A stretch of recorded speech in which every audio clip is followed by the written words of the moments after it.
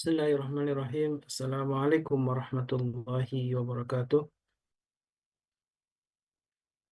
Alhamdulillahilladzi arsala rasulahu bil huda wa dinil haq. Yudhhiru ala dini kulli wa kafa billahi syahida. Asyhadu an la ilaha illallah wahdahu la syarika lahu wa asyhadu anna Muhammadan abduhu wa rasuluhu la nabiyya ba'da.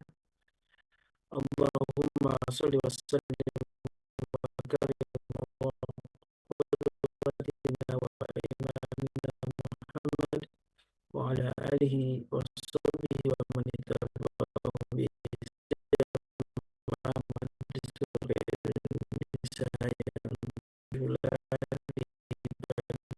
ini kita diberi banyak kenikmatan dari Allah Subhanahu wa taala, kenikmatan yang begitu banyak yang kita rasakan dari mulai kita bangun pagi, misalnya kita sudah dalam keadaan sehat walafiat. Allah bangun kita dalam keadaan iman dan Islam tentu menjadi kenikmatan paling agung, sehingga kita di pagi ini dan tentu di tengah suasana yang kalau kita merasa sangat ini lagi hujan ya, mudah-mudahan juga ini hujan penuh keberkahan buminya, dan termasuk kita sebagai penghuni bumi ini mudah-mudahan mendapatkan keberkahan dari Allah, salah satu melalui hujan ini. Salawat dan salam tentu senantiasa kita aturkan keluarganya, para sahabat, dan juga mudah-mudahan kita termasuk umatnya yang kelak akan berlaku jamaah menuju ke keluarga yang dirahmati Allah di pagi ini. Eh, Sebelum masuk kajian tentu Amin selalu mengingatkan kita untuk mari kita memanfaatkan pagi yang berkah ini, pagi yang eh, semoga Allah selalu limpahkan keberkahan untuk kita beserta keluarga kita, yaitu merutinkan untuk bersedekah, karena sedekah menjadi banyak fadilahnya. Sedekah menjadi salah satu wasilah untuk kita mendapatkan rezeki yang lebih banyak dari Allah. Sedekah pula menjadi penolak bala, bahkan sedekah subuh disebutkan dalam sebuah hadis yang mulia. Rasulullah mengabarkan tentang turunnya dua malaikat yang ketika subuh hari, ketika pagi hari, malaikat mendoakan orang yang berinfak di jalan Allah, Allahumma ati munfiqan khalafat. Dan inilah sebuah doa yang diperuntukkan untuk kita semua jamaah Majelis Keluarga Indonesia yang tiap pagi rutin istiqamah untuk bersedekah, bahkan sedekah yang rutin disebutkan juga dalam sabda mulia, sabda Nabi yang mulia, termasuk amal yang paling dicintai Allah Subhanahu wa taala. Sahabatku yang berkah Allah, insya Allah di pagi ini kita kembali akan mengurai sebuah tema penting tentang tijarah, tentang perniagaan ya. Dan sebagaimana biasa, alhamdulillah guru kita Ustaz Ahmad Hanif LC Habibullah Ta'ala selalu membimbing kita untuk memahami bagaimana syariat Islam membimbing kita untuk menjadi para tajir ya, para pedagang yang sesuai dengan syariat Islam. Bahkan Umar bin Khattab pernah berkata kepada para sahabatnya yang melarang untuk berdagang di pasarnya ketika belum memahami tentang syariat Islam ini. Begitu agungnya syariat Islam karena tentu kemaslahatan yang ingin dicapai dalam dunia perdagangan. Dan ini saya mengingatkan kembali juga, ini hari Ahad, hari pasarnya kita. Hadza sukukum, kata Rasulullah, inilah pasar kalian. Mari kita manfaatkan pasar walaupun cuma sederhana lewat online gitu ya, lewat grup WhatsApp, tapi manfaatkanlah sebuah peluang rezeki Allah melalui pasar ini, dengan cara share dagangan kita. Kemudian juga kalau yang mungkin belum punya produk, marilah kita menjadi seorang pembeli ya. Karena ada pedagang, kalau tidak ada pembeli juga tidak akan ramai ya. Begitulah sebuah pasar, syaratnya ada pedagang, ada pembeli, itulah sebuah pasar. Dan insya Allah kita akan kembali melanjutkan sebuah pembahasan tentang pasar, ya, tentang perdagangan, perniagaan. Dan saat ini bahasanya tentang larangan-larangan dalam jual beli dalam Islam. Tentu banyak hal rambu-rambu yang harus kita pahami. Alhamdulillah, wasyukurlah, Ustaz Hanif juga sudah bersama kita. Bagaimana kabarnya? Ya, alhamdulillah. Sehat. Gimana? Sehat ya? Alhamdulillah semuanya sehat, alhamdulillah. Mudah-mudahan kita semuanya dekat sehat walafiat, Ustaz ya. Ini sebuah tema lanjutan, Ustaz ya, tentang larangan-larangan dalam jual beli. Tentunya Ya, kita harus paham apa yang dilarang, apa yang dibolehkan ini ya. Mari Ustaz, kita simak semuanya jamaah yang dengan Allah, kita simak pembahasan dari guru kita Ustaz Hanif tentang apa saja larangan-larangan dalam jual beli. Betul, masykur. baik. Terima kasih, Ustaz Khulis. Bismillahirrahmanirrahim. Assalamualaikum warahmatullahi wabarakatuh. Assalamualaikum warahmatullahi wabarakatuh. Alhamdulillah, alhamdulillah. Wassalatu wassalamu ala Rasulillah wa ala alihi wa sahbihi wa mawalah. Allahumma la sahla illa ma ja'altahu sahla wa anta taj'alul hazna idza syi'ta sahla. Allahumma inna nas'aluka ilman nafi'a wa rizqan halalan tayyiba wa amalan mutaqabbala. Allahumma amin. Amma ba'd. Alhamdulillah para hadirin, rekan-rekan sekalian jamaah MKI yang dirahmati Allah Subhanahu wa taala. Alhamdulillah pagi hari ini kembali kita bersyukur kepada Allah Subhanahu wa taala segala nikmat, segala karunia-Nya. Sampai saat ini kita masih diberikan iman dan Islam, masih diberikan istiqomah, sehingga kita bisa hadir di sini semuanya. Mudah-mudahan ini menjadi suatu bukti ya, suatu bukti dari kita bahwa eh, kita memang menjadi orang-orang yang sungguh-sungguh ya ingin belajar, sungguh-sungguh ingin thalabul ilmi, dan sungguh-sungguh ingin istiqomah terus-menerus memperbaiki diri kita, termasuk di dalam transaksi atau di dalam muamalah keseharian kita.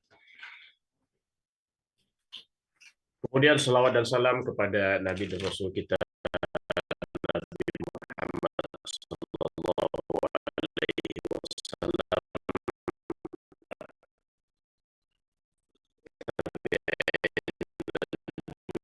dan juga orang-orang yang telah membuktikan kesungguhan mereka, telah membuktikan keistiqomahan mereka dalam iman dan Islam mereka, ya, dan juga menjadi teladan ya dalam bagi kita dalam bermuamalah, bahwa untung itu tidak selalu dengan cara-cara yang menyalahi syariat gitu ya, bahwa dengan tetap berpegang pada syariat justru membawa keuntungan yang lebih berlipat ganda, membawa keberkahan tidak hanya di dunia dan juga di akhirat. Hadirin jamaah sekalian yang dirahmati Allah, insya Allah hari ini merupakan kelanjutan ya dari pertemuan kita sebelum-sebelumnya, masih serial tentang fikih muamalat, di mana mungkin sama-sama kita mengingatkan ya, sebelumnya kita membahas tentang jual beli salam ya dan istisna, salah satu jenis jual beli di mana kita menyerahkan pembayaran terlebih dahulu, barulah kemudian barang yang yang akan kita beli itu diserahkan kemudian ya. Apabila pembayaran diserahkan tunai semuanya di awal, maka itu disebut dengan salam. Tapi kalau kemudian yang pembayaran diserahkan hanya sebagian, itu bisa menjadi istisna gitu ya. Nah, insya Allah pada beberapa waktu ke depan kita akan membahas ya tentang larangan-larangan dalam jual beli.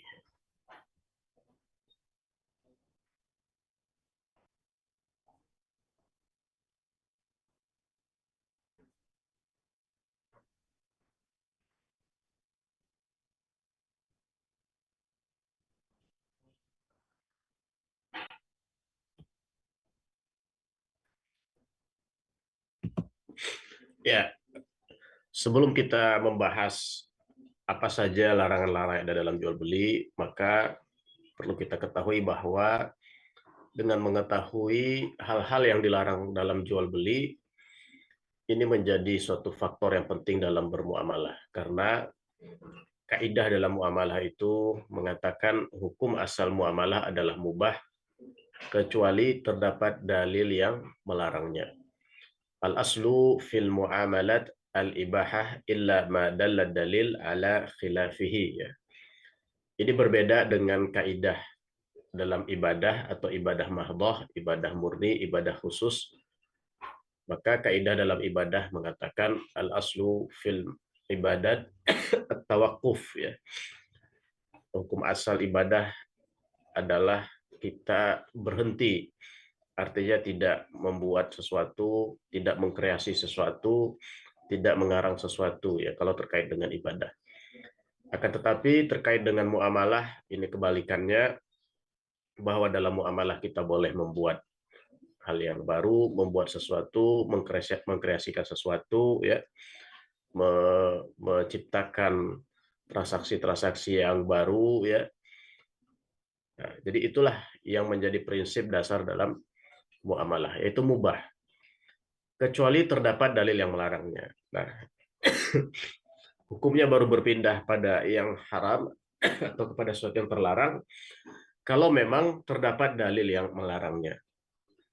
Nah, jadi bisa disebut begini, kalau kita mengetahui hal-hal yang dilarang dalam muamalah, maka insya Allah, ya, tinggallah hal-hal yang diperbolehkan atau hal-hal yang mubah gitu.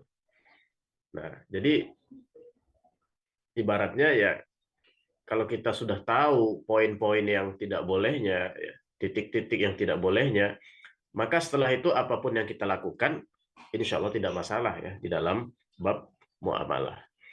Nah, jadi ya mungkin agak terlalu berlebihan, tetapi nggak apa-apa. Bisa disebut, ada yang menyebut juga dengan mempelajari hal yang dilarang, ya selesai sudah, ya, kita bab muamalah gitu kan. Karena artinya selain yang dilarang itu diperbolehkan. Ya, walaupun itu suatu ungkapan yang ya agak berlebihan, tetapi memang seperti itu, ya, seperti itu. Nah, sekali lagi, ya, dengan mengetahui larang-larang dalam muamalah dan jual beli, semakin memudahkan kita mengidentifikasi jual beli yang diperbolehkan, ya. Nah, tapi kemudian memang yang jadi ada beberapa PR kita memang.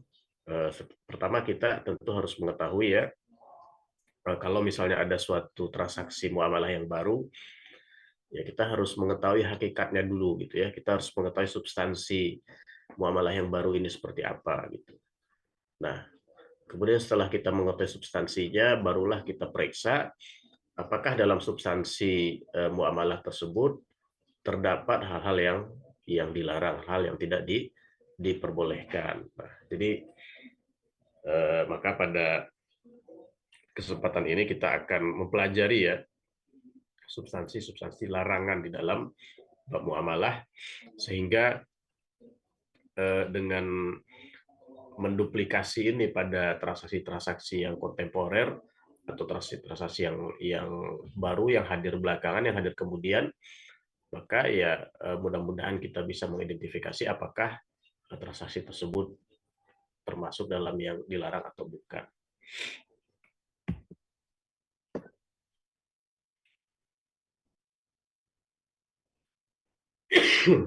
Maka secara umum bisa kita lihat, ya, seperti yang ada di dalam slide, larangan-larangan jual beli bisa kita bagi menjadi dua kategori besar. Yang pertama adalah faktor eksternal.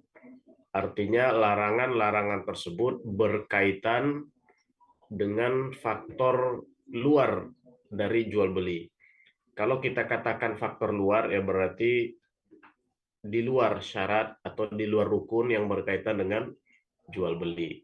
Nah, itulah yang dimaksud dengan faktor eksternal.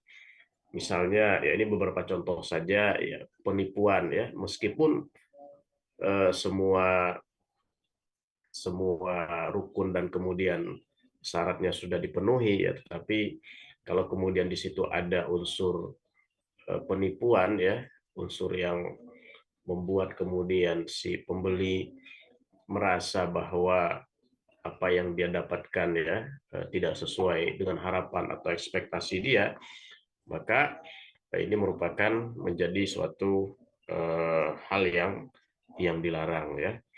Nah, kemudian juga ada doror ya. Doror itu artinya bahaya. Artinya bahaya yang ditimbulkan oleh objek-objek jual beli tersebut ya.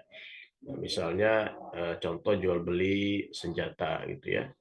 Nah, jual beli senjata pada saat mungkin situasi rawan ya, situasi yang memang apa namanya ya dikhawatirkan akan menimbulkan suatu pertikaian di masyarakat ya dengan beredarnya senjata, maka sebetulnya sudah terpenuhi ya seluruh syarat jual belinya, tetapi karena ada faktor bahaya ya sehingga ini bisa saja kemudian menjadi dilarang ya.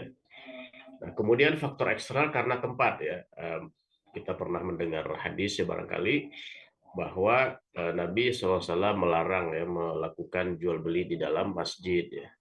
Nah, ini sebetulnya jual belinya sah ya asal syarat dan rukunnya terpenuhi, tapi karena tempatnya dilakukan di tempat yang dilarang, maka hukumnya bergeser ya, bisa menjadi makruh misalnya.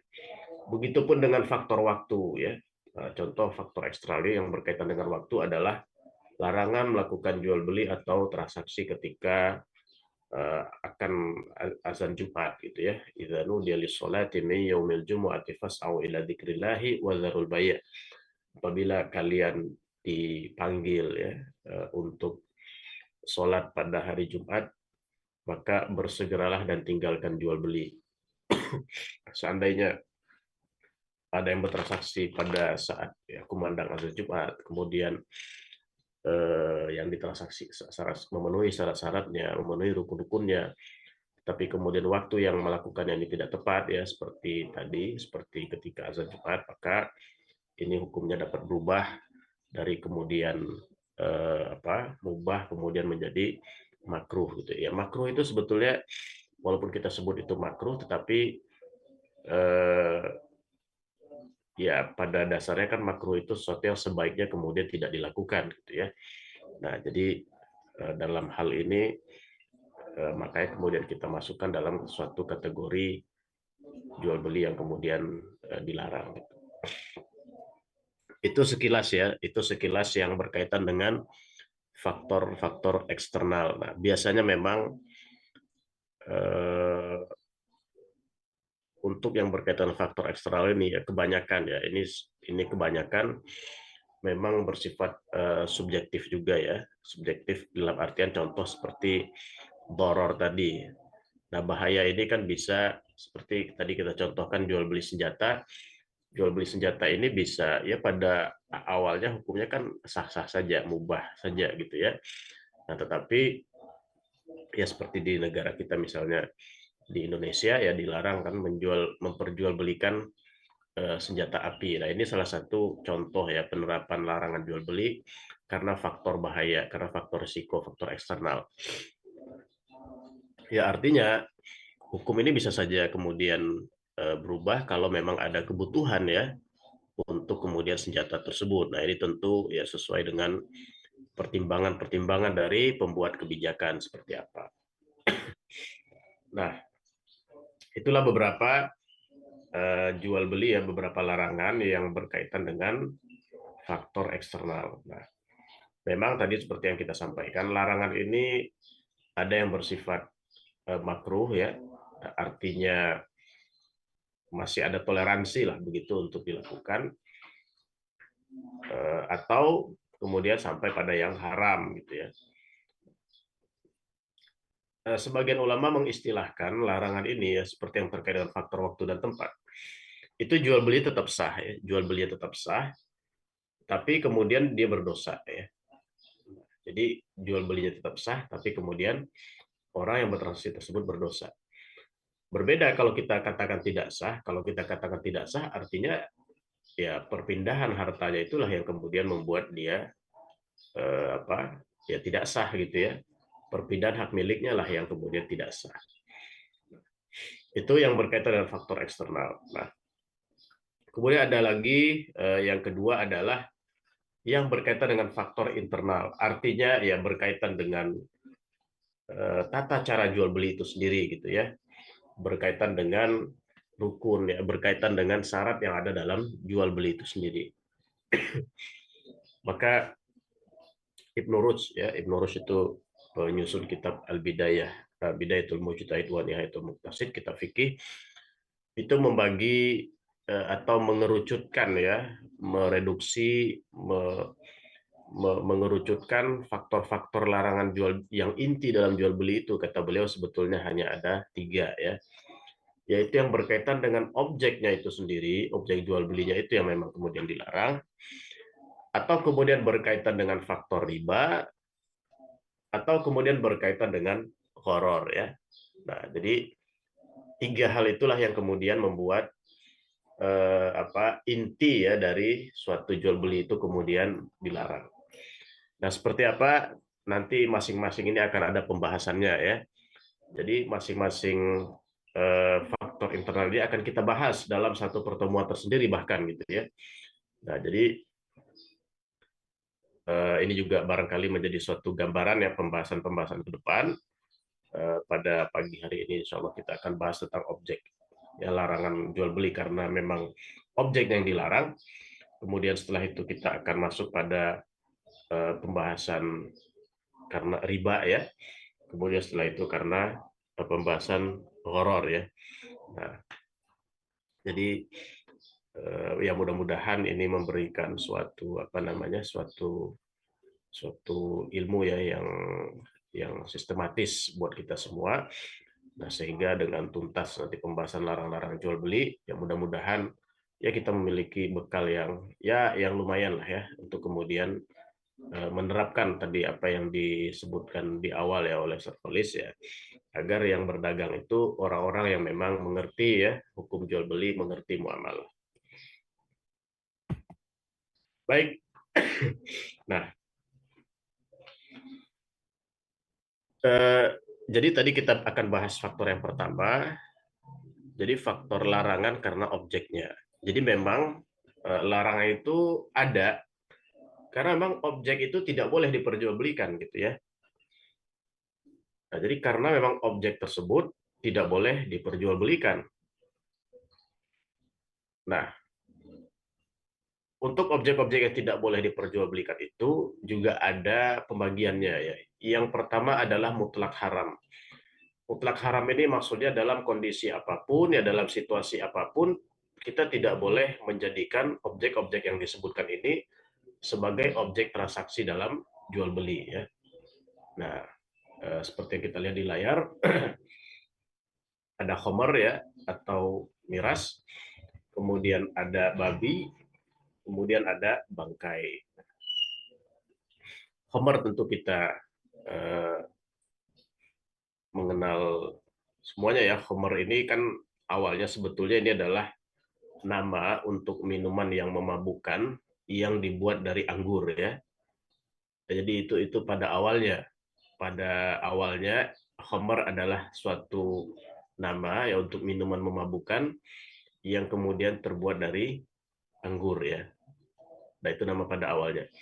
Kemudian ya nama ini mengalami pergeseran ya dalam syariat, yaitu ditujukan kepada semua minuman yang memabukkan ya. Kullu muskir khamrun ya. Setiap yang minuman yang memabukkan itu disebut khamar ya dalam hadis Nabi SAW. Wa kullu khamrin haram. Dan setiap khamar itu hukumnya haram. Nah, jadi kemudian namanya ini ya bergeser ya secara substansinya dalam syariat yang ditujukan pada setiap minuman yang memabukkan. Jadi tidak hanya kemudian terbatas pada minuman yang dibuat dari anggur. Nah, khamar ini juga kita barangkali juga paham bahwa minuman khamar dalam kadar yang sudah memabukkan, maka sedikit pun kita minum itu tetap haram, walaupun kita tidak mabuk gitu ya.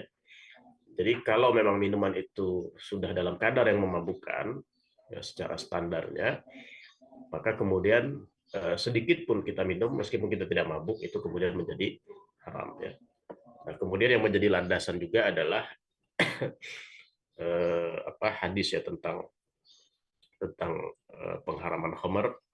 Ya ayyuhalladzina amanu innamal khamru wal maisiru wal ansabu wal azlamu rijsun min amali syaitan ya. Wahai fajtanibuhu la'allakum tuflihun. Sungguhnya khamar, innamal khamru, sungguhnya khamar wal maisiru dan maisir, perjudian, wal ansabu wal azlamu, kemudian mempersembahkan sesuatu untuk berhala, kemudian juga mengundi dengan anak panah, itu adalah rijis atau yang kotor, atau dalam bahasanya adalah sesuatu yang najis. Oleh sebab itu objek-objek ini juga dilarang ya, karena memang najis, dihukumi najis. Fajtanibuhu, maka jauhilah. Jadi perintah untuk menjauhi, arti juga larangan untuk kemudian dimiliki ya. Itu yang terkait dengan khamar ya. Kemudian juga yang kedua adalah babi ya. Juga kemudian ini karena memang hukumnya haram ya untuk dimanfaatkan, bagian tubuh yang manapun ya itu kemudian haram untuk dimanfaatkan, sehingga juga haram ditransaksikan ya, haram dijadikan sebagai objek jual beli. Meskipun kemudian kita tidak mengkonsumsi, tetapi memperjualbelikannya juga kemudian itu tidak diperbolehkan ya. Hurrimat alaikumul maitatu waddamu walahmul khinzir ya, diharamkan bagi kalian bangkai, kemudian juga darah, dan kemudian juga babi ya. Yang berikutnya adalah kemudian bangkai. Apa yang dimaksud? Yang dimaksud bangkai ini perlu kita perjelas ya. Definisi bangkai dalam syariat. Jadi kita perlu membedakan antara pengertian secara bahasa dan kemudian pengertian secara istilah dalam syariat. Jadi konteks bahasa dan konteks syariat itu berbeda. Nah, kalau kita bicara masalah syariat, kalau kita bicara fikih, itu sebetulnya yang dibicarakan adalah satu istilah-istilah yang memang ada dalam konteks syariat. Misal contoh bahasa sholat ya, sholat itu dalam konteks bahasa artinya adalah doa. Tapi kalau kita bicara dalam konteks syariat, sholat tidak lagi berarti doa ya, tapi sholat berarti suatu ibadah ya, yang diawali dengan takbir dan ditutup dengan salam ya. Misalnya rukun Islam yang kedua adalah sholat ya, tidak mungkin maksudnya adalah sholat dalam pengertian doa gitu ya, tetapi maksudnya adalah sholat dalam pengertian syariat ya. Haji dalam pengertian bahasa itu artinya menuju. Tapi kalau kita bicara ibadah haji dalam konteks syariat, ya tentu bukan sekedar menuju maksudnya, tapi itu adalah maksudnya ibadah tertentu yang dilaksanakan pada waktu tertentu di Baitullah ya. Jadi ini yang dimaksud dengan konteks syariatnya gitu ya. Artinya atau dalam bahasa fikihnya sering disebut istilahan ya, atau syara'an. Makna secara istilah atau makna secara syariat. Nah, bangkai ini mungkin dalam bahasa sehari-hari kita hewan yang sudah mati ya kemudian membusuk, itu yang biasa disebut bangkai. Tapi sesungguhnya dalam bahasa syariat bangkai itu bukan yang seperti itu gitu ya. Tapi bangkai itu adalah hewan yang kemudian dalam proses matinya itu tidak dengan cara yang diajarkan oleh Islam ya. Itulah kemudian statusnya menjadi bangkai. Contoh misalnya kalau kambing ingin kita konsumsi, kan kita harus matikan kambingnya. Nah, mematikan kambing itu adalah dalam proses penyembelihan ya. Kalau kemudian penyembelihan dilakukan oleh orang Muslim ya, kemudian ya penyembelihan juga ada ketentuannya gitu, dilakukan di leher dan lain sebagainya. Nah, kalau itu semua terpenuhi maka itu tidak bangkai. Tapi kalau kemudian itu tidak terpenuhi ya, misalnya yang memotongnya non Muslim gitu ya, atau kemudian bahkan tidak disembelih, misalnya disetrum sampai mati misalnya gitu ya, atau dipukul kepalanya sampai mati misalnya, maka ketika hewan itu sudah mati itu langsung statusnya bangkai gitu ya, statusnya bangkai. Meskipun tuh dagingnya masih segar gitu, wah ini masih segar dagingnya, baru mati. Tidak, itu statusnya bangkai yang kemudian menjadi haram dan kemudian menjadi najis. Nah, itulah yang kemudian yang dimaksud bangkai dalam istilah syariat secara umum ya, dalam bab toharoh dan termasuk di sini dalam bab muamalah. Yang dimaksud bangkai adalah tadi ya, setiap hewan yang mati dengan cara yang tidak dibenarkan di dalam syariat. Contoh lain misalnya salah satu cara yang dibenarkan dalam syariat itu adalah berburu dengan menggunakan anjing gitu ya. Tandanya kemudian ketika kita berburu dengan anjing yang sudah terlatih, kemudian anjing itu kita lepaskan menerkam buruan, kemudian buruan itu kemudian mati, itu statusnya tidak bangkai gitu. Karena itu adalah salah satu cara yang dibenarkan oleh syariat gitu. Kalau ternyata kemudian eh, yang yang kemudian kita misalnya menggunakan anjing liar gitu ya, anjing yang tidak terlatih untuk berburu, diterkam oleh anjing yang lain, atau bahkan ini kita sedang berburu, kita melepas anjing, kemudian juga ternyata ada anjing liar yang ikut menerkam buruan kita tersebut, nah maka buruan tersebut dan kemudian mati ya oleh anjing liar itu. Nah itu statusnya menjadi bangkai gitu ya.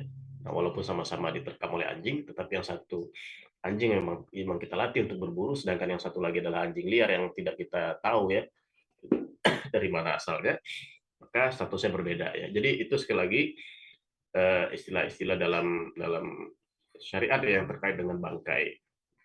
Nah, contoh lagi misalnya ikan ya ataupun hewan-hewan laut itu kan sebenarnya untuk pemanfaatan tidak perlu kita sembelih gitu ya. Maka meskipun misalnya seandainya kita ketemu ikan nih kok agak sudah bau, agak sudah busuk ya. Secara bahasa itu mungkin disebut bangkai, tetapi secara syar'i itu sebetulnya tidak disebut bangkai gitu ya. Nah, karena hewan itu memang mati ya, dan sebenarnya halal untuk dimanfaatkan ya. Selama itu tidak menimbulkan bahaya tentunya. Nah, itulah yang kita sebutkan tadi, yang tiga objek yang kita sebutkan ini memang mutlak ya, ini memang mutlak diharamkan. Kemudian tidak boleh pertama tadi kan, kalau tidak boleh dikonsumsi sudah jelas gitu ya. Nah, ini tidak boleh diperjualbelikan karena orang memperjualbelikan kan belum tentu mengkonsumsi ya. Nah, kan bisa saja mungkin kita jual kepada orang yang non-muslim, bisa saja gitu ya. Tapi ini juga tidak boleh ya, bagi orang Islam tidak boleh menjadikan ini sebagai misalnya objek bisnis gitu ya. Nah, meskipun mungkin ya menggiurkan gitu ya, meskipun mungkin untungnya besar gitu dan lain sebagainya gitu ya. Nah, itu yang pertama. Kemudian yang kedua adalah haram dalam kondisi tertentu. Nah, apa maksudnya? Ini biasanya terkait dengan yang pertama ya, objek-objek yang najis gitu ya. Tetapi ada sisi pemanfaatan yang lain gitu ya. Contoh misalnya pupuk dari kotoran hewan gitu ya. Nah, dalam beberapa mazhab ulama ya, kotoran hewan itu dihukumi sebagai najis. Artinya kalau kita bertransaksi, kita menjual ya, atau kita membeli pupuk tersebut ya, kita berarti transaksi dengan objek barang-barang yang najis gitu ya. Nah, maka kalau memang ada kebutuhan ya, ada pemanfaatan lain ya dari barang-barang tersebut, itu sebetulnya diperbolehkan gitu ya. Itu diperbolehkan. Artinya selama pemanfaatan itu kemudian diperbolehkan. Oh ya, ini nanti mungkin akan kita bahas secara khusus, tapi kita lihat dulu hadis yang terkait dengan beberapa hal yang diharamkan tadi ya. Ini secara umum hadis yang berkaitan dengan objek yang diharamkan secara mutlak ya. An Jabir bin Abdullah radhiyallahu anhuma annahu sami'a Rasulullah sallallahu alaihi wasallam yaqul amal fath wa huwa bi Makkah inna Allah wa rasulahu harrama bai'al khamri wal maitah wal khinzir wal asnam faqila ya Rasulullah ara'aita shuhumal maitah fa innaha yutla biha sufun wa yudhan biha al julud wa yustasbah biha an-nas faqala la huwa haram ثم قال رسول الله صلى الله عليه وسلم عند ذلك قاتل الله اليهود إن الله لما حرم شهومهما جملوه ثم باعوه فكلوا ثمنه. Dari Jabir bin Abdullah radhiyallahu anhu bahwa dia mendengar Rasulullah SAW bersabda ketika hari penaklukan saat beliau di Mekah, Allah dan Rasulnya telah mengharamkan khamar, bangkai babi dan patung-patung ya. Ada yang bertanya, wahai Rasulullah, bagaimana dengan lemak dari bangkai karena bisa dimanfaatkan untuk memoles sarung pedang atau meminyaki kulit-kulit dan sebagai bahan minyak untuk penerangan bagi manusia. Beliau bersabda tidak, dia tetap haram. Kemudian saat itu juga Rasulullah bersabda, sungguhnya Allah melaknat Yahudi karena ketika Allah mengharamkan lemak hewan, mereka mencairkannya lalu memperjualbelikannya dan memakan uang jual belinya ya. Nah, jadi sekali lagi untuk dikonsumsi apa yang disebutkan dalam hadis ini sudah jelas haram gitu ya. Nah, tetapi ketika kemudian dimanfaatkan untuk hal yang lain, nah inilah yang kemudian ditanyakan oleh sahabat gitu ya. Artinya kita manfaatkan tapi tidak untuk kita konsumsi. Nah, Rasul kemudian tetap kemudian melarang ya, bahkan menyampaikan suatu contoh bagaimana Allah melaknat orang Yahudi, sesuatu yang harusnya diharamkan untuk mereka, tapi kemudian untuk dikonsumsi sebenarnya, tetapi kemudian mereka memperjualbelikan. Memang mereka tidak mengkonsumsi, tapi mereka memakan ya uang dari hasil jual beli tersebut. Nah, inilah yang kemudian dilarang. Nah, ini beberapa objek yang disebutkan jadi tadi kita bahas ya, ada khamar, kemudian juga ada bangkai babi dan patung-patung. Nah, tentu patung dimaksud di sini adalah berhala ya, berhala yang ditujukan untuk ibadah gitu ya, yang disembah untuk ibadah. Nah, kemudian faktor larangan karena objeknya ini juga yang tadi karena mutlak haram. Kemudian ini yang haram dalam kondisi tertentu, tadi sudah sempat kita bahas sedikit ya. Kita berikan contoh haram dalam kondisi tertentu ini karena memang objek itu ya ada pemanfaatan yang lain yang diizinkan oleh syariat ya. Meskipun kemudian pada prinsipnya syariat mengatakan barangkali objek itu najis gitu ya, atau barangkali objek itu haram dikonsumsi, tetapi ada sisi pemanfaatan lain yang kemudian itu menjadikan sebagian ulama itu memperbolehkan ya dilakukan jual beli terhadap objek-objek tersebut. Nah, tadi sudah kita contohkan misalnya kotoran hewan ya yang digunakan sebagai sebagai sebagai pupuk gitu ya, sebagai pupuk. Nah, eh, kemudian juga contoh yang lain misalnya anjing ya. Kalau kita berikan contoh anjing, sebetulnya kan anjing itu ya di dalam sebagian besar ya mazhab ulama itu disebutkan najis gitu ya, najis. Nah, tetapi ada pemanfaatan-pemanfaatan terhadap anjing itu yang diizinkan oleh syariat ya. Antara lain pemanfaatan untuk penjaga ya, kemudian pemanfaatan untuk berburu ya. Dan bahkan hari ini ada misalnya anjing dimanfaatkan sebagai pelacak ya. Nah, nah itu untuk karena ada pemanfaatan tersebut diizinkan gitu ya. Meskipun pada dasarnya anjing itu kemudian najis ya dan haram, tentu kalau untuk kemudian dikonsumsi, tapi dengan pemanfaatan yang diizinkan itu, nah ini otomatis kemudian membuka pintu bahwa ya pemanfaatan untuk diperjualbelikan seharusnya juga kemudian diizinkan. Nah, oleh sebab itu bisa kita katakan ya kaidahnya adalah sesuatu yang memiliki manfaat yang halal, hukumnya sah diperjualbelikan ya. Seperti contoh anjing tadi yang diperjualbelikan tetapi untuk pemanfaatan yang halal ya, seperti tadi untuk anjing penjaga misalnya, atau kemudian untuk anjing berburu gitu ya dan lain sebagainya.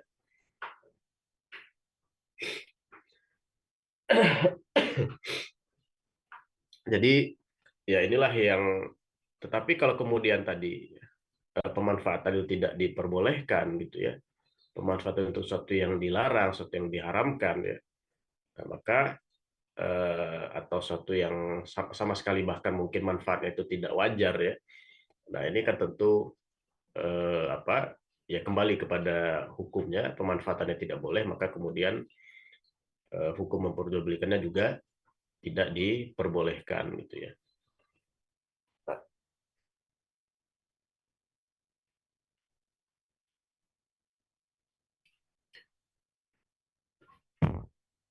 Ya, ini juga mungkin yang terkait dengan beberapa objek-objek transaksi lain ya. Misalnya sebetulnya itu adalah hal-hal yang tadi ya, contoh misalnya membahayakan gitu ya, membahayakan. Ya dia akan bisa berbahaya gitu ya, kalau kemudian itu dimanfaatkan untuk sesuatu yang membahayakan. Tetapi ketika memiliki manfaat yang lain, maka hukumnya diperbolehkan kalau kemudian pemanfaatan untuk yang lain tersebut. Ya mungkin dalam hal ini bisa kita contohkan juga alkohol ya. Alkohol itu kan juga menjadi suatu bahan dasar untuk misalnya bisa membuat miras ya, tapi kemudian juga bisa kemudian digunakan untuk sebagai pengobatan gitu ya. Maka kalau kemudian tujuan jual beli perdagangan alkohol ini adalah untuk kemudian tadi konsumsi ya, untuk campuran miras dan lain sebagainya, maka tentu itu masuk dalam kategori jual beli yang diharamkan. Tapi kalau kemudian itu adalah untuk hal yang diperbolehkan ya, misalnya kemudian untuk pengobatan gitu ya, untuk yang kemudian itu juga digunakan sebagai obat bagian luar misalnya, tidak untuk dikonsumsi, maka ya itu termasuk dalam jual beli yang kemudian diperbolehkan.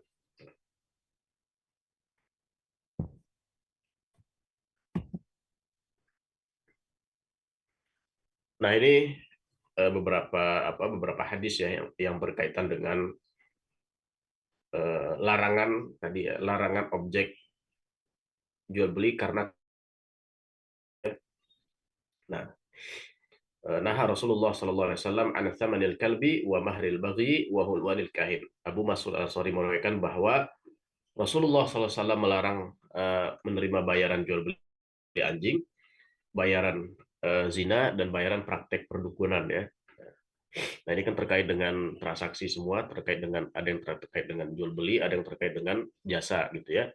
Nah, dalam hal ini Rasul menegaskan bahwa menerima bayaran jual beli anjing itu dilarang. Tetapi ini adalah dalam kategori umum gitu ya. Nah, tetapi di hadis yang di bawahnya bisa kita lihat Nabi SAW melarang menerima bayaran jual beli anjing kecuali anjing untuk berburu ya. Karena Rasulullah SAW naha an thamanis sinnaur wal kalbi illa kalbasoid ya. Nah, ini ada yang kurang dari terjemahannya. Nabi melarang, jadi ada namanya sinnaur itu kalau nggak salah hina ya, hewan yang mungkin di kita tidak ada ya, tapi di daerah di beberapa daerah seperti di Timur Tengah ini ada ya.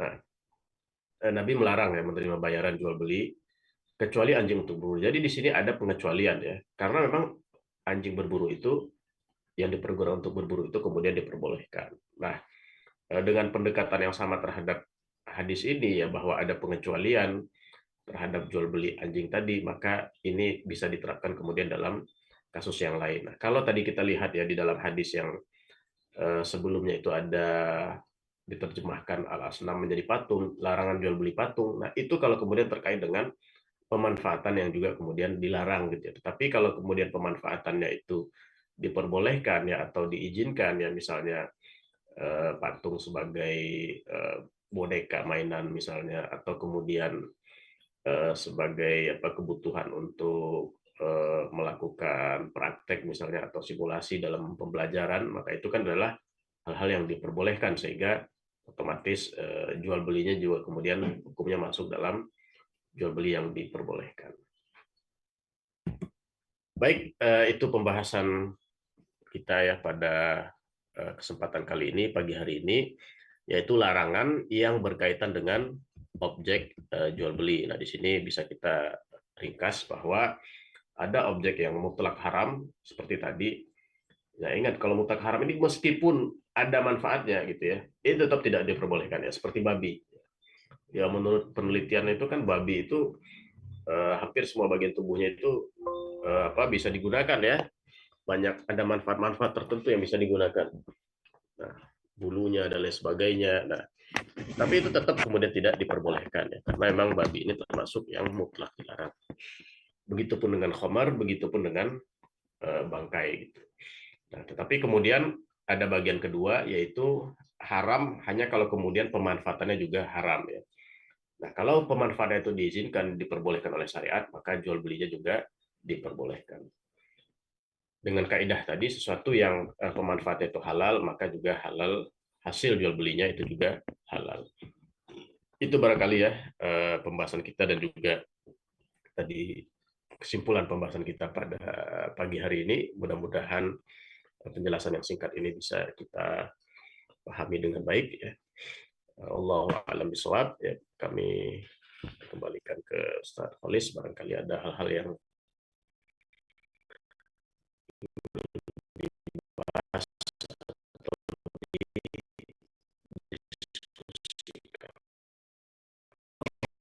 Wah, jelas ya, sudah dibahas tentang beberapa larangan dalam jual beli. Dan tentu ini menjadi sebuah bahan menarik untuk kita diskusikan, karena di sini alhamdulillah hadir para pedagang saat ini, para pejuang ekonomi Islam ya, insya Allah di sini hadir juga, apalagi di hari Ahad ini menjadi hari pasar kita.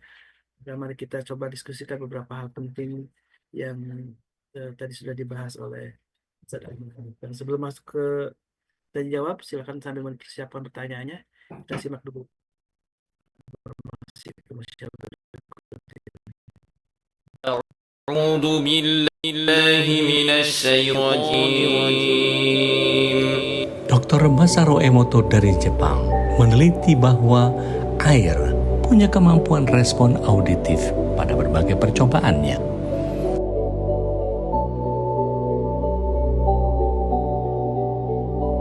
Kini hadir garam Zamira Ruqyah untuk Anda, agar hidup Anda lebih bermakna. Bismillahirrahmanirrahim.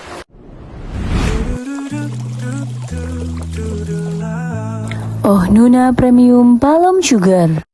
Oh Nuna manis, alhamdulillah. Berbagi senyum tanpa keresahan. Indeks glikemik 35. Manis tanpa rasa bersalah. Assalamualaikum sahabat, Remember Kids kembali hadir dengan desain yang beragam. Tentunya tetap nyaman, simple, dan trendy. Dengan bahan katun combat 30S, sangat nyaman dipakai si kecil, baik untuk berpergian maupun bermain seharian. Yang berminat silahkan chat admin ya, ada harga khusus untuk pembelian minimal 3 pieces.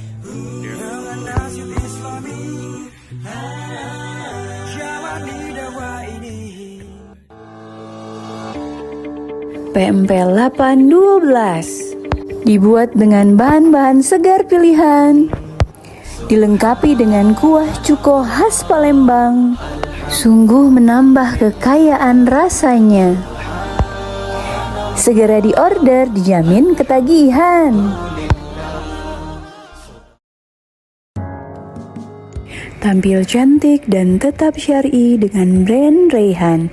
Dibuat dari bahan ceruti baby doll, sangat nyaman dipakai sehari-hari dan membuat kesan elegan. Desainnya original dan anggun. Segera order dan pilih warna kesukaanmu. Dapur Sundari Muarakuang menyediakan bermacam kuliner khas Palembang di kota Bandung. Tersedia juga paket pelajar, cuma goceng loh. Paketan vakum juga melimpah, cocok deh buat yang mau jualan lagi. Aneka produk bisa dicek di website Tokopedia dan lainnya, hanya di PMP Palembang 7 Saudara. Alhamdulillah.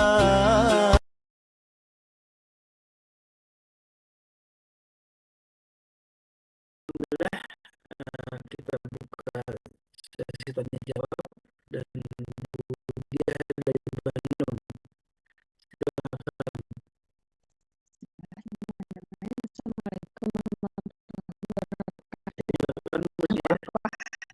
Pesan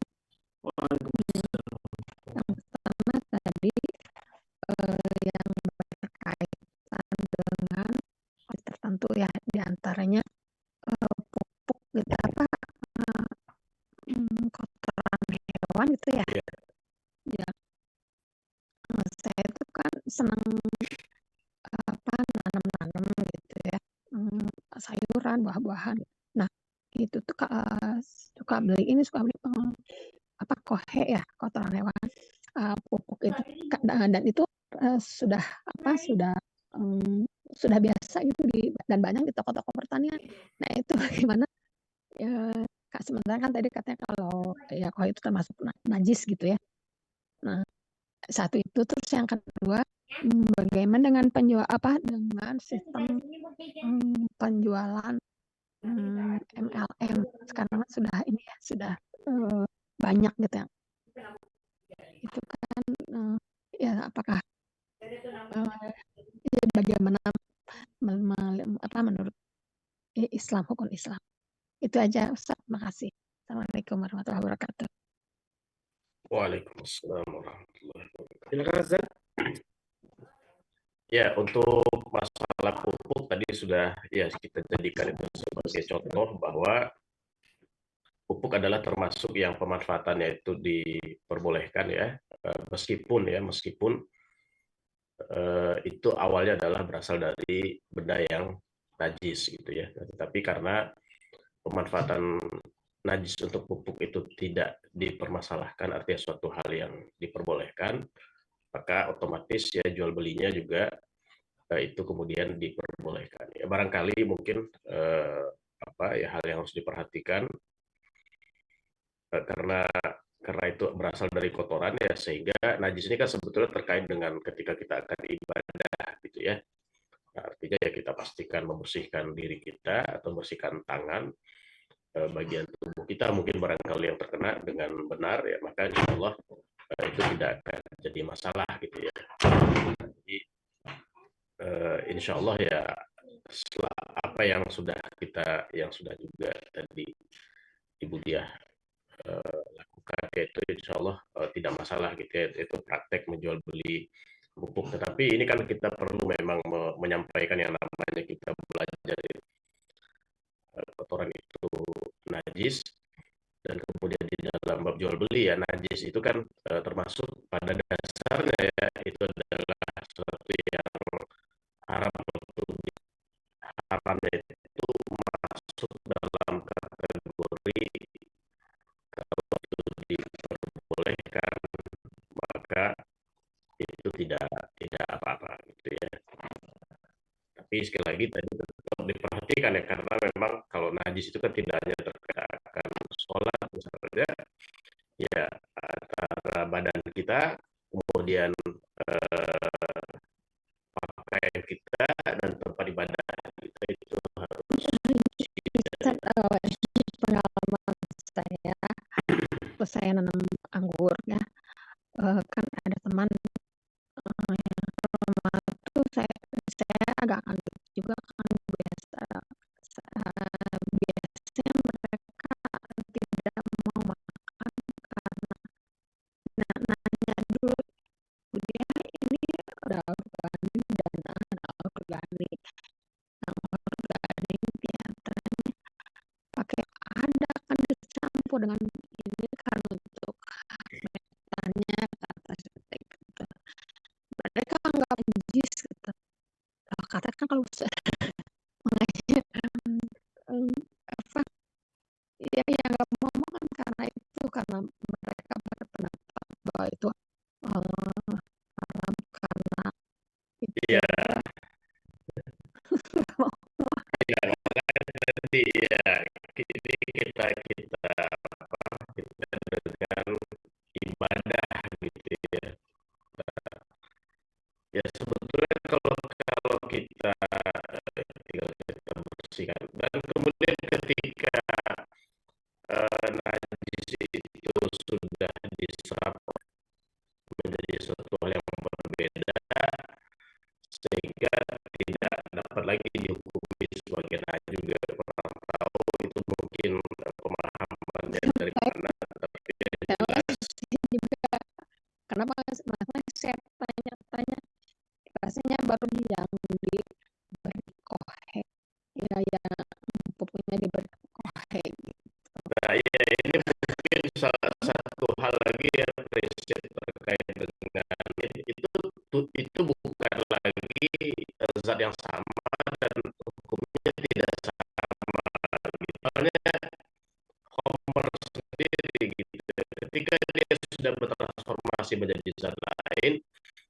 sudah bunyinya juga sudah tidak najis lagi, sehingga hukuman keharamannya juga sudah tidak ada lagi gitu ya.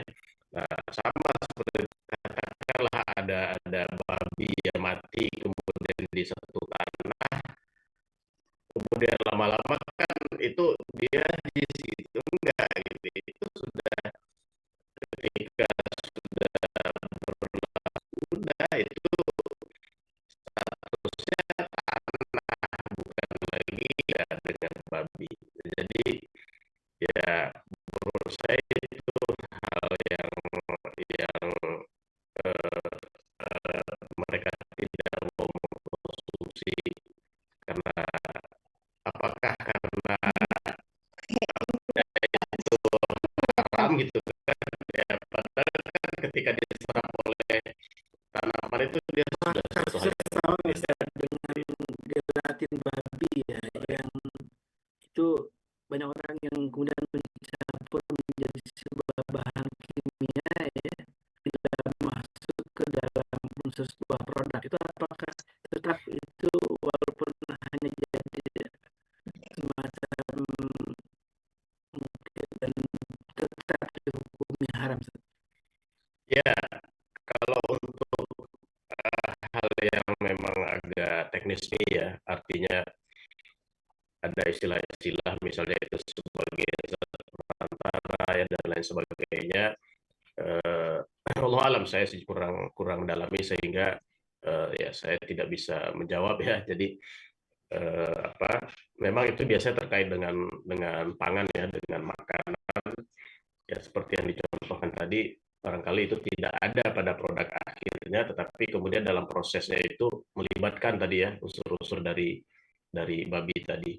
Saya juga kurang paham, tapi seingat saya mungkin kalau saya salah mungkin nanti ada yang lebih paham bisa dikoreksi. Seingat saya itu kalau yang menjadi panduan ya di MUI itu atau MUI itu dahulu ya tetap itu tidak diperbolehkan ya. Setahu saya yang menjadi panduan seperti itu gitu.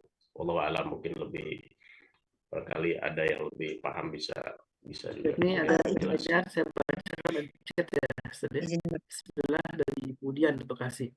Bismillah, Assalamualaikum. Ini bertanya Ustaz, apakah boleh kita menjual pemakaman mewah buat non-muslim?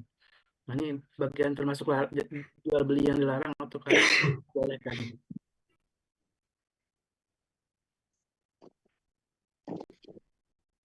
Ya, pemanfaatan untuk pemakaman ya pada prinsipnya boleh gitu ya.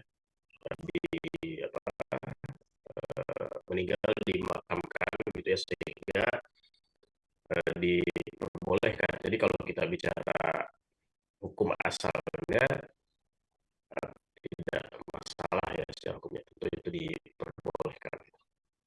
Ya kecuali barangkali kalau ada terkait dengan faktor-faktor eksternal lain gitu ya, perhatikan gitu.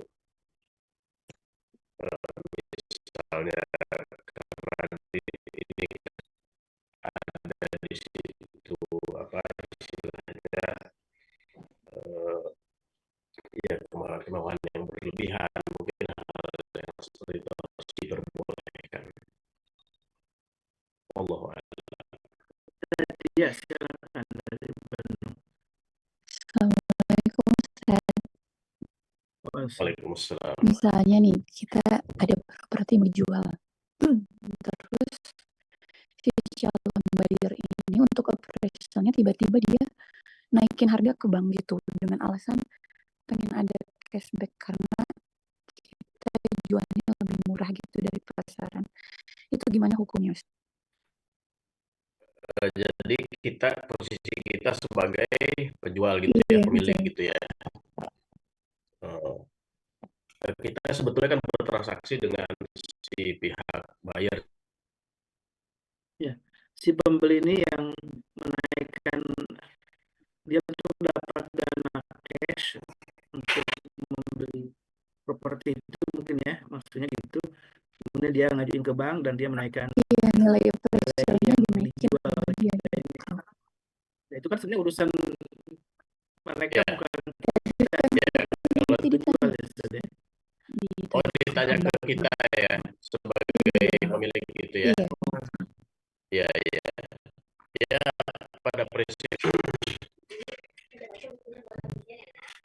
sebagai sebagai ya pemilik ya harusnya memang kita harus menyampaikan informasi yang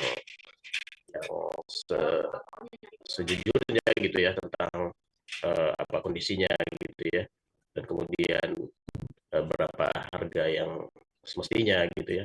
Ya itu mungkin itu juga bisa dimasukkan tadi larangan dalam jual beli, tapi itu terkait dengan faktor eksternal gitu ya, karena kemudian terpenuhi, tapi kemudian ya ada semacam sekongkolan gitu ya, di mana kita ikut membantu ya, tolong menolong di dalam membeli itu untuk kemudian mendapatkan apa suatu yang sebutlah akan menjadi utang juga ya. Artinya bukan dalam arti, tapi kan itu jatuhnya akan utang hanya saja memang berdasarkan informasi yang tapi kalau kita lihat tadi ya ada gitu ya, unsur dosanya kemudian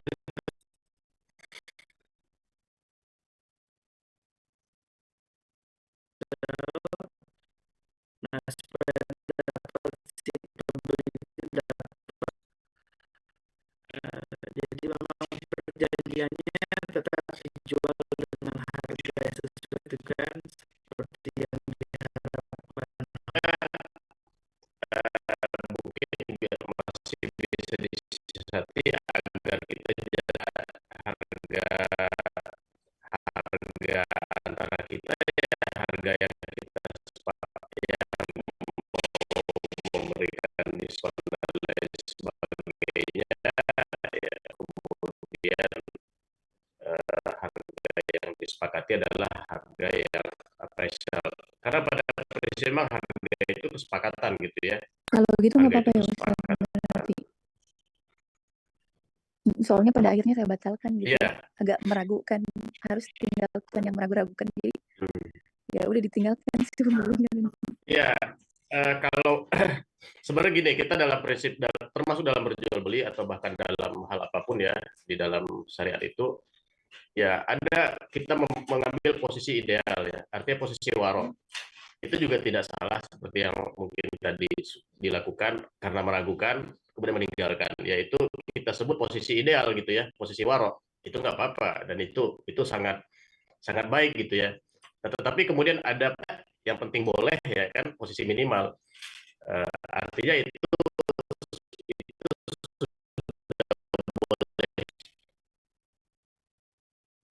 ada yang lebih baik lagi yang bisa kita lakukan gitu ya.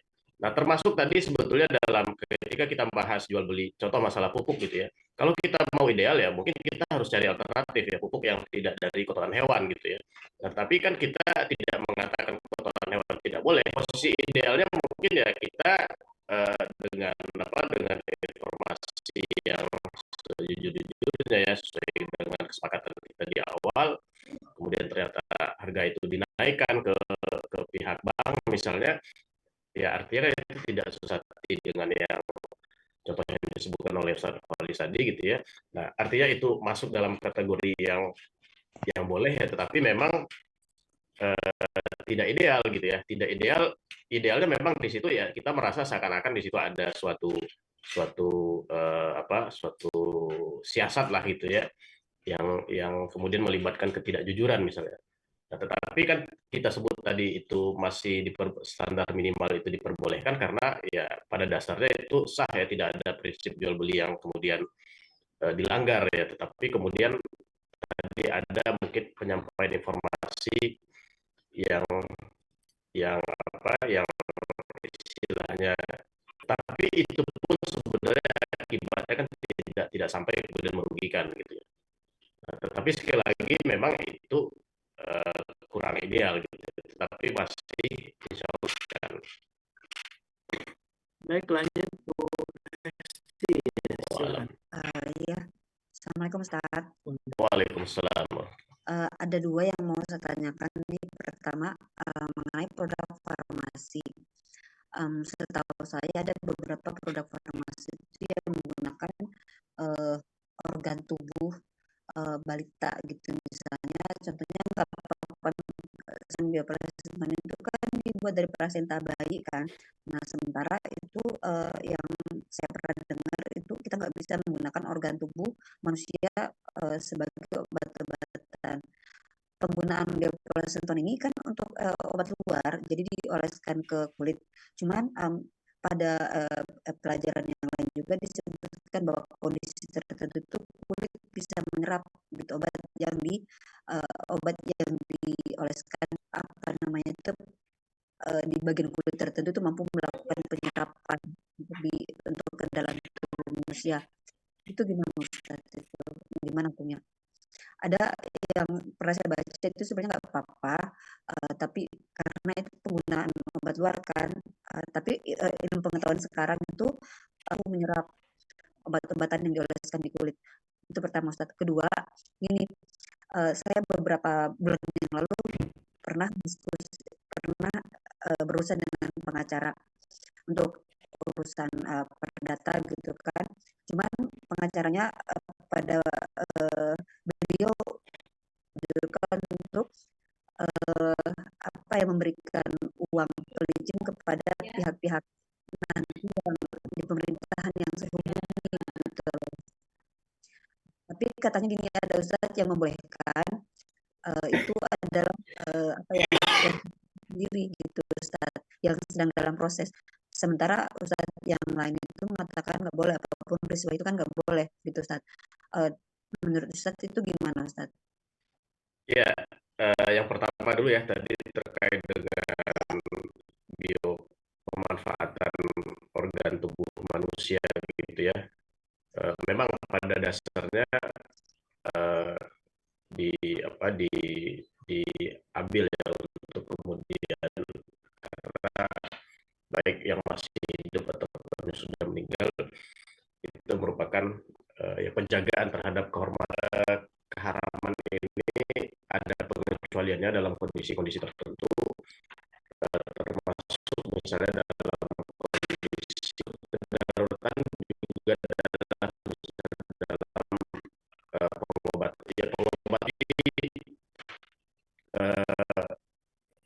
saya tidak bisa menjawab secara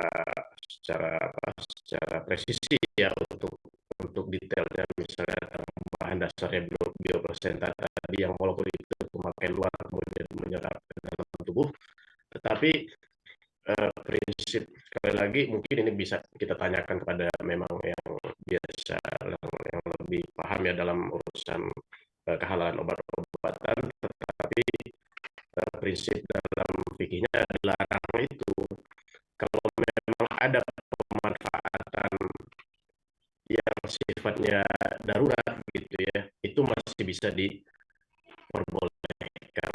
Yang kemudian pertama gitu ya, kedaruratan ini tentu tidak harus berkaitan dengan artinya langsung menyelamatkan nyawa ya, termasuk kemudian yang sifatnya pengobatan. Ini kemudiannya. Tapi tentu kalau kita bicara ideal ya, kalau memang masih ada pemanfaatan pengobatan yang artinya menggunakan bahan-bahan yang lebih terjamin kehalalannya, nah ini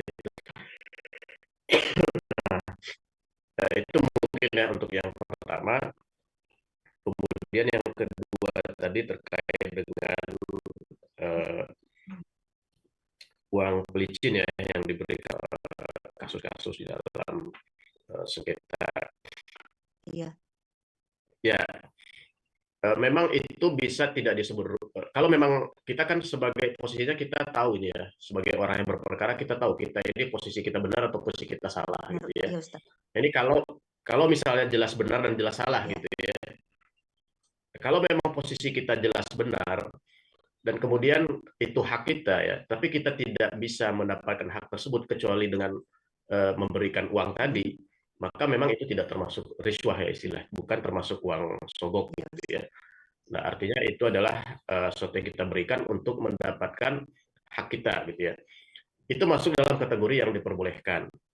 Nah, tetapi memang itu kita bicara tadi diperbolehkan. Tetapi kalau kita bicara sesuatu yang ideal, ya kita usahakanlah gitu ya bagaimana caranya mendapatkan hak tersebut tanpa kemudian harus memberikan uang tadi gitu. Ini kalau kita bicara posisi idealnya. Karena memang itu ada suatu kekurangannya. Artinya kekurangannya apa? Meskipun diperbolehkan, kekurangannya adalah kita artinya ikut berkontribusi ya dalam yang berurusan dengan hukum, mungkin juga kita paham ya melakukan itu ya seakan-akan itu juga mungkin ya bagi orang lain itu menganggap sebagai pembenaran ya, itu mungkin ekses dari negatifnya. Tetapi pada prinsipnya tadi ya ada ulama memang yang mengkategorikan itu tidak termasuk riswah ya, sehingga itu diperbolehkan. Tapi catatannya itu kalau posisinya memang ya mengambilnya dengan cara seperti itu gitu ya. Allah a'lam. Sudah jelas Bu Hesti ya? Iya, ya Ustaz, sudah paham. Masya Allah, tabarakallah, jazakallah khairan atas ilmu dan sharingnya. Mudah-mudahan ini bagian dari kita untuk lebih memahami tentang bagaimana syariat ini begitu sangat agung ya, untuk menjaga kehalalan. Dan ini para pedagang di sini yang alhamdulillah sudah bergabung juga di MKI, silakan untuk memanfaatkan ilmu ini untuk bertransaksi dalam sehari-hari ya, karena inilah sebuah akad yang harus kita pahami bahwa betapa jual beli ini adalah sebenarnya syariat yang sudah ada ya, yang sudah diajarkan oleh Rasulullah SAW, dan banyak sekali hadis-hadis yang membahas tentang jual beli ini, dan itu juga bagiannya adalah tentang larangan-larangan, dan ini yang juga harus kita pahami, jangan sampai kita terjebak dalam perilaku yang terlarang gitu ya. Baik, alhamdulillah wa syukurillah, sekali lagi jazakallahu khairan atas ilmunya, dan juga kepada jamaah semuanya jazakallahu khairan katsira yang sudah rutin berinfak bersedekah di pagi hari bersama MKI, karena mudah-mudahan sedekah atau amanah yang disampaikan pada kami insya Allah akan kami sampaikan salah satunya untuk kegiatan dari kegiatan dakwah dari MKI dan kegiatan lain yang insya Allah akan juga diselenggarakan, dan mudah-mudahan ini bagian juga dari amal soleh kita. Insya Allah di pekan depan, di Sabtu di pekan depan kita akan mengadakan khitan, insya Allah dengan kegiatan yang rutin alhamdulillah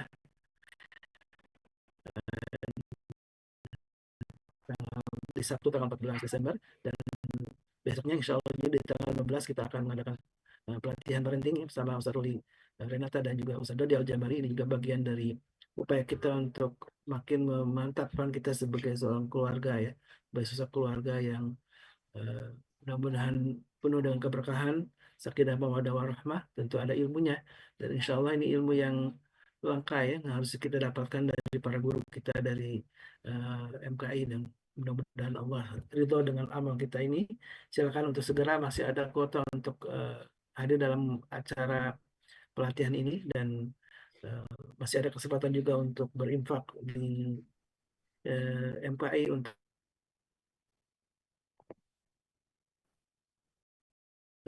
Darmi ya, untuk kegiatan khitan, sedangkan untuk kegiatan pelatihan parenting bisa menghubungi dengan Bunda Nadia. Barakallahu fikum, mudah-mudahan Allah ridha dengan semua upaya kita untuk menjadi orang-orang yang lebih baik dan bertakwa. Dan mari kita tutup majlis ini dengan doa kafaratul majlis. Subhanallah.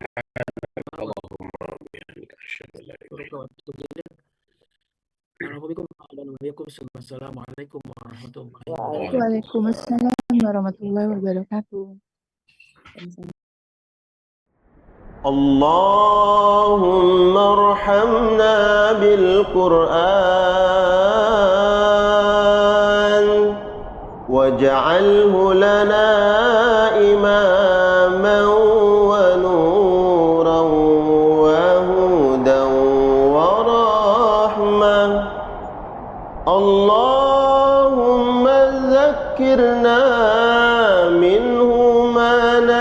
نسينا وعلمنا منه ما جهلنا